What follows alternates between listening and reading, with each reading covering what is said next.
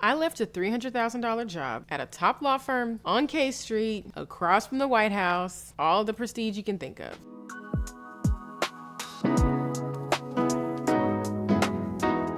It was a job, the thing that was so hard when I left that job is it was a job I prayed for. But one day, God made it very clear for me that it was time to go. And it didn't make sense on paper. Like, I had made it, but deep down, I knew it was no longer in alignment with me. So in this video, I want to walk you through what led me to take that leap, what I learned and what I gained, and how faith carried me and is continuing to carry me through this whole way. So stay tuned. So just to kind of go back for you guys, just to give you an overview of where I was for almost 4 years, I worked on average 14-hour days and sometimes even more. I gave everything to those two jobs. I was doing as much work. I was asking for extra work. I was going to all the events, the conferences, really learning and trying to get better at my craft and really putting myself on partnership track. It was prestigious, powerful, and honestly, I felt good to be applauded for it. Like, one of my favorite shows is Scandal. And I always, saw Olivia Pope out there running the streets of Washington, doing her thing and being the most notorious and the, most skilled at her job. But when I stepped back, I realized I didn't feel connected to that as my calling anymore. I wasn't touching my community. I wasn't doing work that was meaningful to me, and I didn't feel fulfilled. So one of the things that I did, of course, is, in my time, I really prayed and fasted to have God make it clear to me, like, what was going on internally. And I know one things, it's very hard when trying to make a decision with what do you want to do. One of the verses that pops out, especially if you're in a prestigious environment with all the accolades and all of these things, but you're not there for your family, your health is deteriorating, it's just not in alignment with your purpose, it's just not what you even want to do, ask yourself this. And even Mark 8:36 says this, right? What does it profit a man to gain the whole world, yet forfeit his soul? So let's pause there first. I'm not saying that you deciding to stay in a corporate job or staying wherever, even if it's not your calling, is going to forfeit your soul, right? But what I do want you to really look at in this verse is, what does it profit you if you gain the whole world, you have all this money, you have all this income, but you're not able to spend time with your family? You're not able to raise your kids. You're not able to feel that purpose that you've had for yourself and you believe you can transform people's lives. What is the purpose? What is the benefit of doing that? If you're not using your God-given gift and ability for something else that is prestigious or looks good to everybody else. I had the title, right? I had the title, I had the salary, I had the nice apartment in DC, but my purpose, my being, my essence of who I was, it just felt buried. One day I felt God nudge me pretty hard, by the way. I don't know about you guys' relationship, but my relationship with God, when he wants me to move, when I'm, not proactively moving, he'll give me a nice little nudge and be very blunt with me. That's kind of how my relationship is. And he said to me, it's time to leave. And I was like, leave? And mind you, I was exhausted. I was in and out the hospital. I had 2 panic attacks in the past 6 months. But I was still like, if you've never had a job where you've made that amount of money, and especially if you never came from money, I was like, leave? Leave this salary? And then on top of that, I was like, this is the firm I prayed for. Like, I didn't go to a top law school. I had so many people telling me, you'll never get a job in big law unless you go to Georgetown or one of the top T14 schools.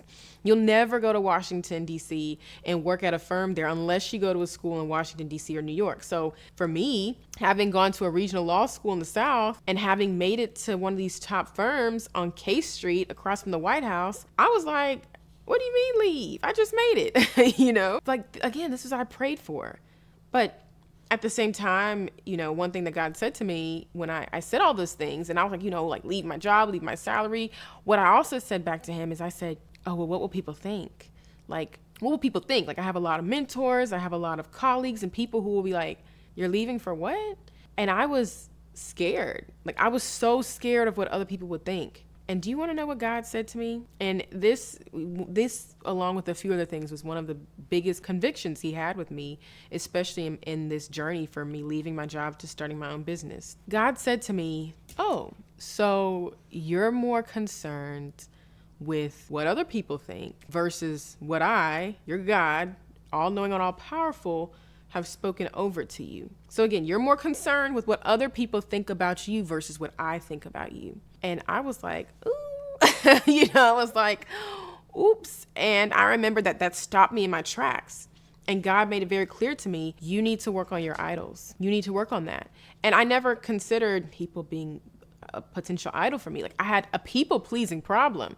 And what was even worse is once I started diving into it, the people that I was trying to please weren't even the people in my life who care about me the most. It wasn't my husband. It wasn't my dad. It wasn't my closest friends. It wasn't any of those people. It was people who from a distance kind of knew me, but really weren't in my close circle. Those were the people I was so focused on pleasing. And I was letting the fear of judgment keep me in place. And when God told me to leave. One thing that Galatians, 1:10, it says is, am I now seeking the approval of man or of God? So if you're somebody like me and you are ever in a position, it might not be the same exact position, but you're in a position where you struggle with some people pleasing and making a decision and, you're like, this job strokes my ego or that title. Think about this. In Galatians 1:10, am I now seeking the approval of man or of God? And ask yourself that question when you're making those different decisions in your life. And at some point I had to choose. Right? I had to choose people's praise or God's purpose. And in this, having gone through this journey, and just starting this, I chose to be obedient and I chose to choose God's purpose. Because one thing that I knew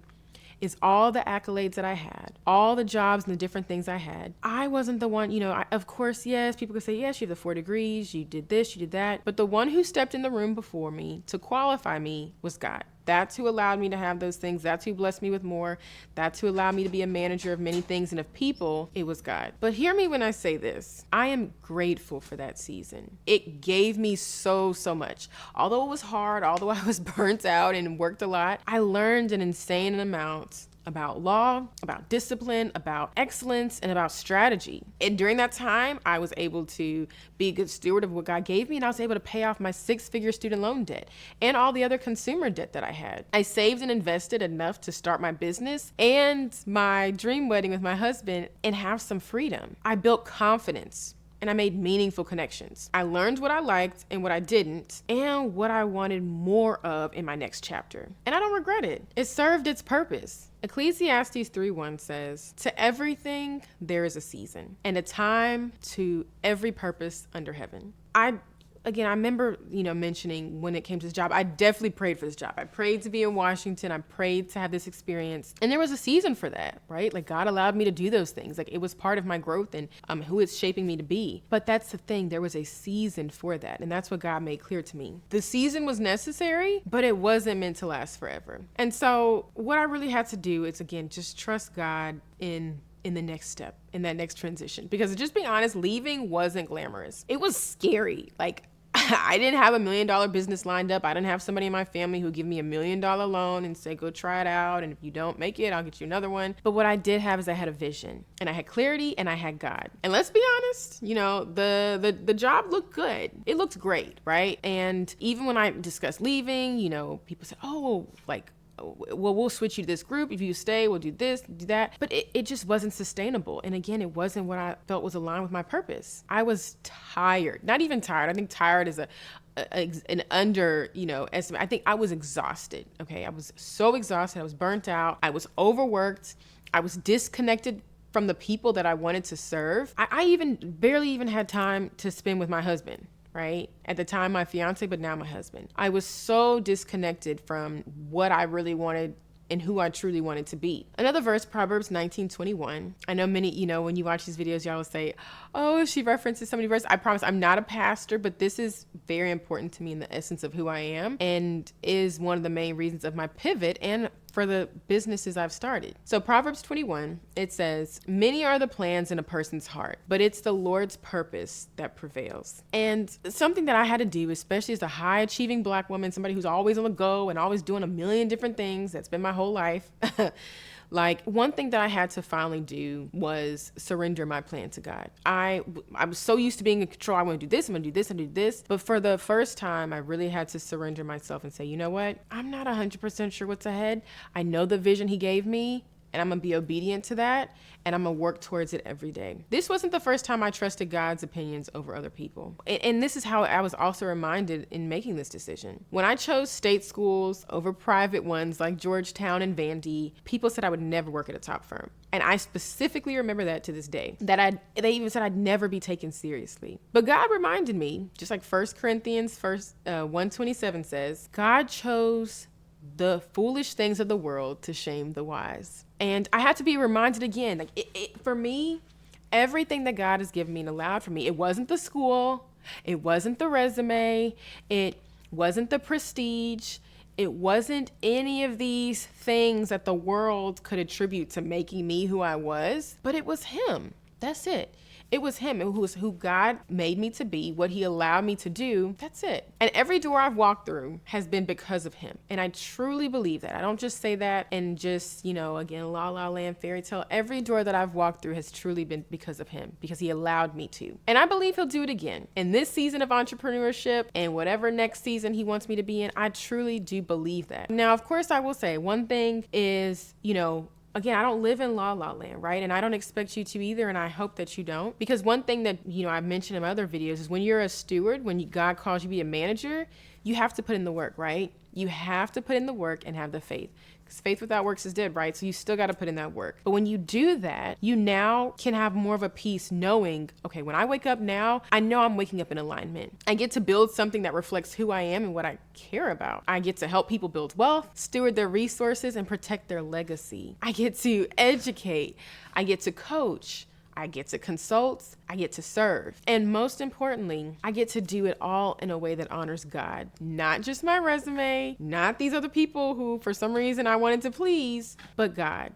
And that's what's so important to me and is such a huge motivator, even when I don't see the results of the seed that I'm planting. I know God called me to do it, and I know He asked me to be a good manager of it, so I know it'll come to fruition if He wants it. Proverbs 16:3 also says, commit your work to the Lord, and your plans will be established. And the same way God has provided before, He's provided for me, and I'm sure He's provided for you, know that He's providing now. So if you're in this season and you're anything like me, I want to talk to you right now. If you're in a season where God is asking you to move, even when it doesn't make sense, trust Him. Now, I will say, even if you're unsure, like you really are like, I don't know where these thoughts are coming from. Is this God? Am I just feeling this in my stomach? Pray, fast, so that you can hear Him clearly to make that decision for yourself. And just know when you make those decisions, you don't need everybody else's applause, right? What you need is God's direction. And I think for me, the reason that decision was so hard is because I feel like everything I did in my life, I got people's applause for. When I went to law school,